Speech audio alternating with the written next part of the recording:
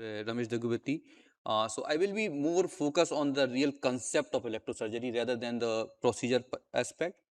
So what is the concept of electrosurgery is? So electrosurgery refers to the delivery of high frequency alternating current through the guide wire or a catheter to traverse or cut the tissue.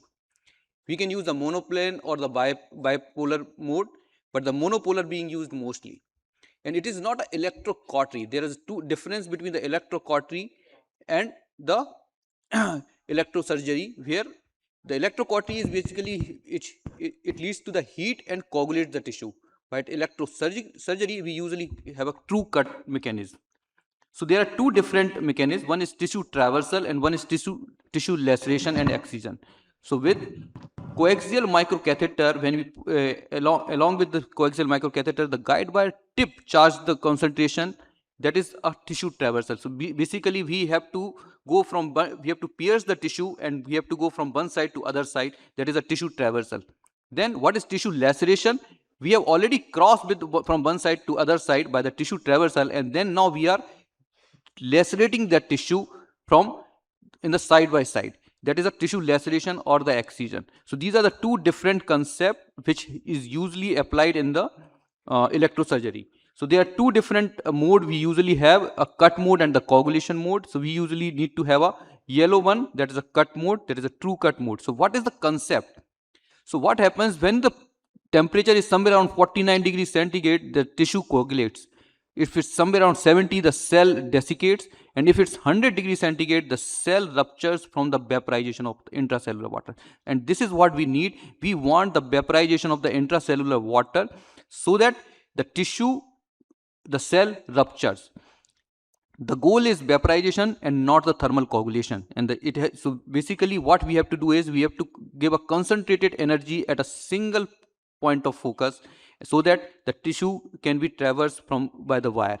So when the concentrated energy is given by the guide wire tip, it is a tissue traversal, while in the tissue laceration or excision, we need to use a flying V wire which can lacerate the tissue. So there are different aspect of electrosurgery we can use in the transseptal puncture, transcaval puncture for the tissue traversal, and in the basilica, while the tissue laceration is used in the basilica or even in the lampoon and CSME and other procedures. So the tissue traversal, the energy is being charged over the guide wire tip. What is the concept? What we need is we need insulation. So that's why we need to put one large guide. Inside of that large guide, we need to put one diagnostic catheter, that is a mother and child technique, so that we can position the guide catheter where exactly we want to traverse the tissue. So then for the positioning perspective, we need to put the guide catheter and the diagnostic catheter. And inside of that diagnostic catheter, we need to put the microcatheter for the insulation perspective. So once we put this microcatheter, then we put a stiff wire, and this stiff wire has to be at the direct contact of the tissue.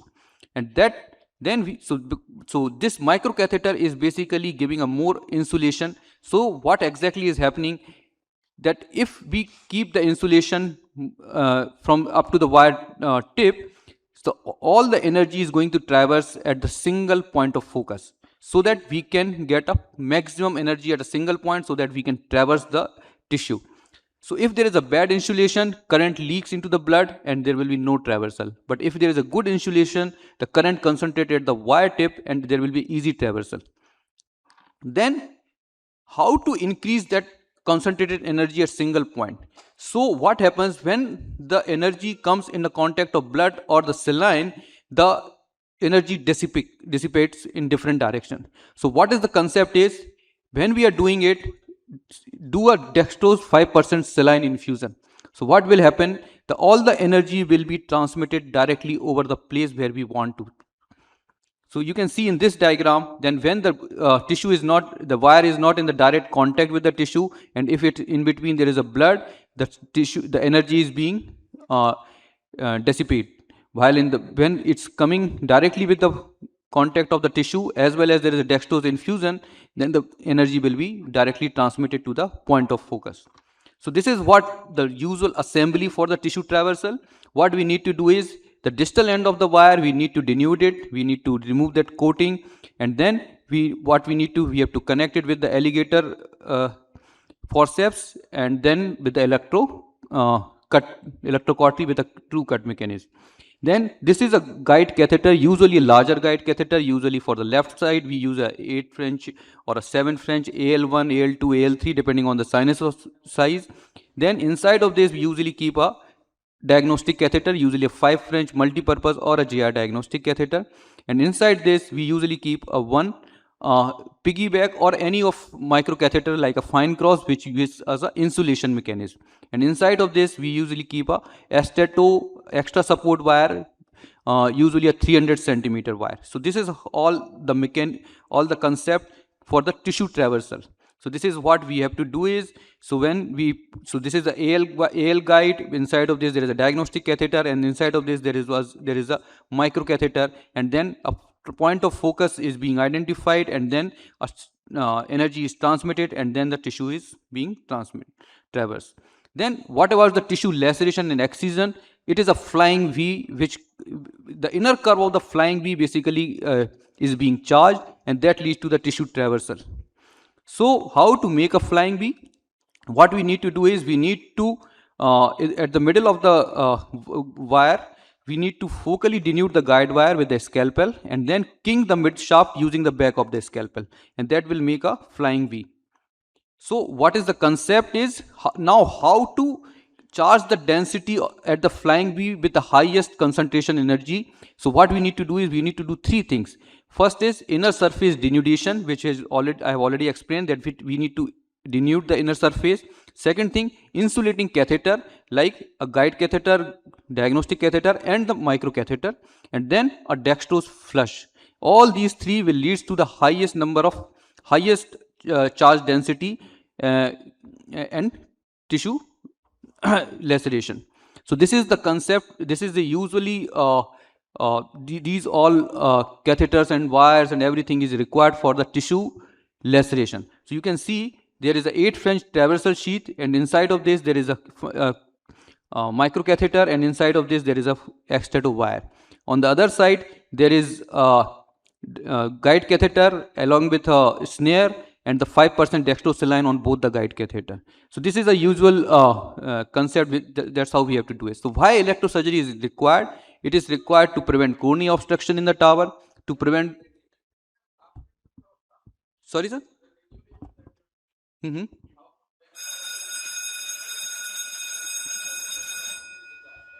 So first so there are two different steps. One is tissue traversal. So at the time of tissue traversal, you just do the tissue traversal, and you do a denudation outside of the at the outer end of the wire to transmit the charge. But at the time of tissue laceration, once you crossed it, you snared it and then hold it, and now at the outside of the wire you need to denude it and make a V. Outside of the body you need to make a V, and then and on one side you have to pull the snare, and from the other side you have to push that V, so that you want that V, that flying V has to be reached at the site of the tissue laceration. So where exactly we want that, at that place we have to somewhere approximately middle of the wire, because it's a double length. Exactly, at the middle of the wire.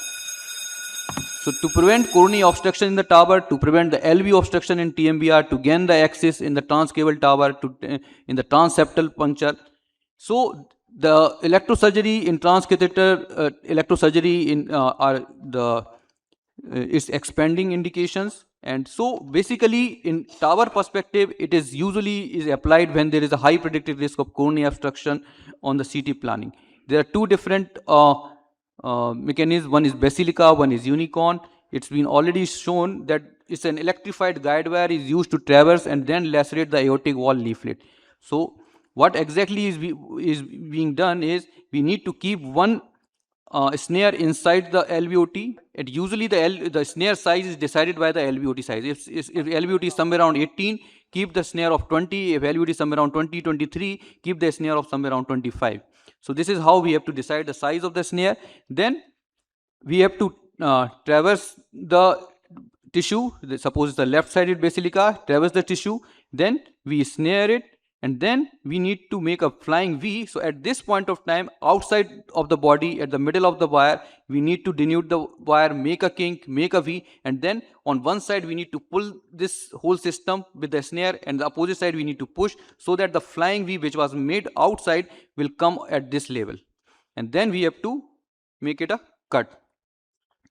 So this is all the equipment which is required. So large sheath, wire, microcatheter, traversal system, snare system, and the electrosurgery generator. Usually the 50 to 70 watt cut mode is required. For the traversal, it's usually 30 to 50 is required. For the laceration, we need around 50 to 70. So these are the steps. So the axis, then the snare system positioning, then the traversal system positioning, then leaflet traversal, then snaring.